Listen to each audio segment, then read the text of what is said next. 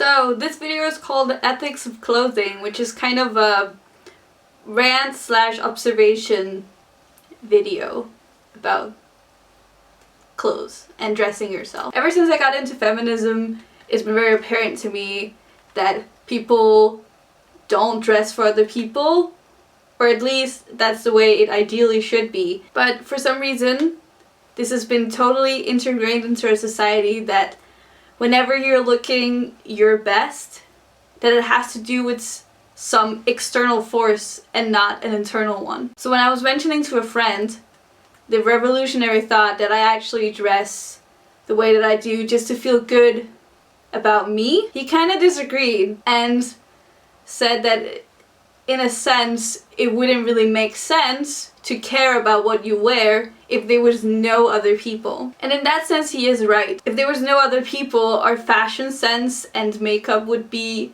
irrelevant. However, he's also kind of wrong. Once I was scrolling through Tumblr and there was this post about why girls want to be seen in bikinis but then don't want to be seen in their underwear. Isn't it kind of the same thing?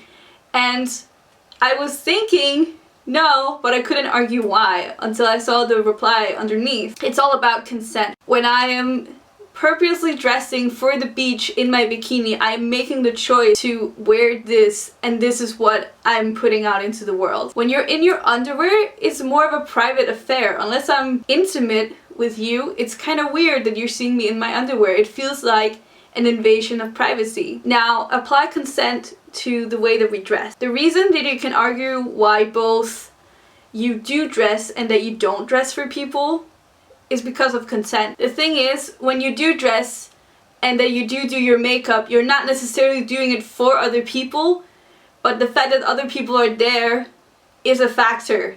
That's something we cannot deny. But it is an internal factor that is the reason why we're dressing the way that we do, and why you can indeed dress for yourself.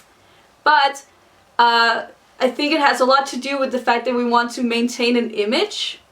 Not necessarily, we're not really seeking out a reaction from someone else. It doesn't matter if it's positive or negative, but we are giving consent. Like we want to have control over what kind of impression we're giving to other people. That's also why sometimes if a girl feels very comfortable with makeup, she will feel very exposed if she's forced to go without it. Because it's like invading, it's the same thing as seeing a girl in her underwear. It feels like you're invading their privacy, that they're not really giving their consent to this. Like all of a sudden you're out of control, out of the way that you are being perceived by other people. And again, it doesn't matter how they perceive you, but it's still, I think it's a good thing to realize that a big reason why we do go out and, like, for instance, if you meet an ex, you feel really good if you look good, you know? And it doesn't really have to do about them, but it's nice to know that you have control over the image that you're sending out into the world. And that's all I have to say about the ethics of clothing. I hope when I edit this video that it makes some kind of sense. If not, dang diddly do. Also, do you like the background? Do you like it? We got some Buddha, we got some Frida, we got some Klimt, we got a guitar that I don't use.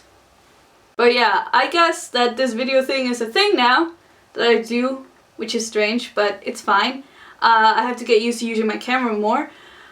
So yeah, I'll see you soon in the future.